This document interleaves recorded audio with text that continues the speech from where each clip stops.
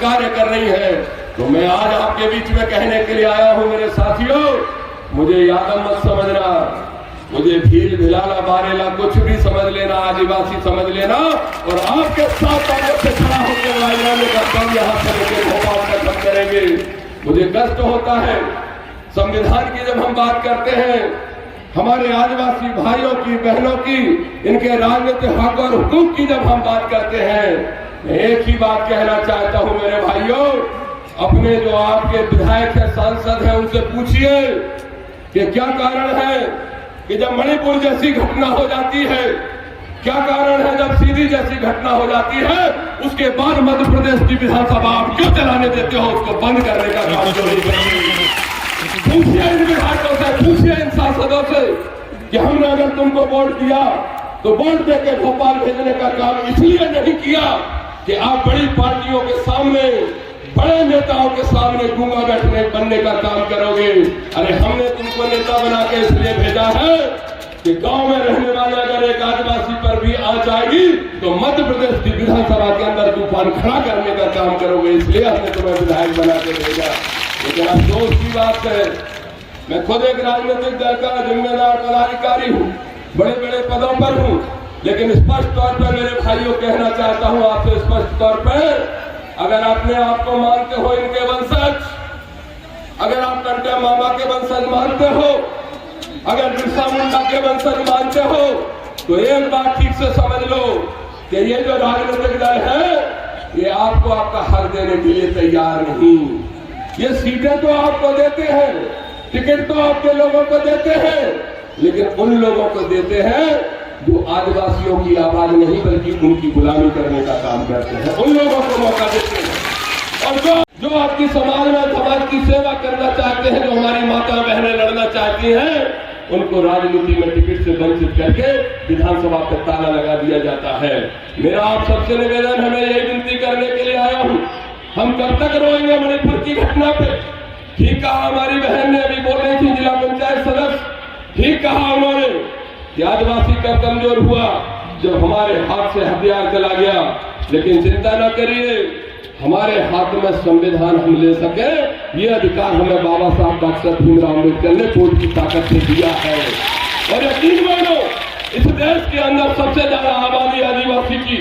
इस मध्य प्रदेश के अंदर सबसे ज्यादा आबादी आदिवासी की, मैं खुद पिछड़ा वर्ग से आता हूँ, आरक्षित वर्ग से आता हूँ, तो डंके की चोट पे कहता हूँ इस मध्य प्रदेश की राजनीति में आदिवासियों का ही कब्जा होना चाहिए, उनका सबसे पहला अधिकार बनता है।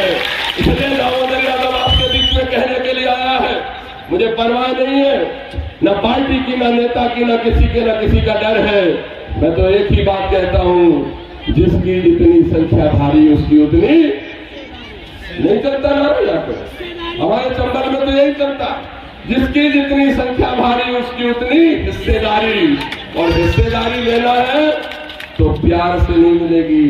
हिस्सेदारी छीननी पड़ेगी, तकरार से मिलेगी। ये मैं आपसे वादा करने के लिए आया हूँ, और यही आह्वान करते हुए आपसे निवेदन करूंगा कि हमारे नौजवान साथी मोन्टू भाई बैठे हैं, जनपद सदस्य और ये जो सब साथी बैठे हैं,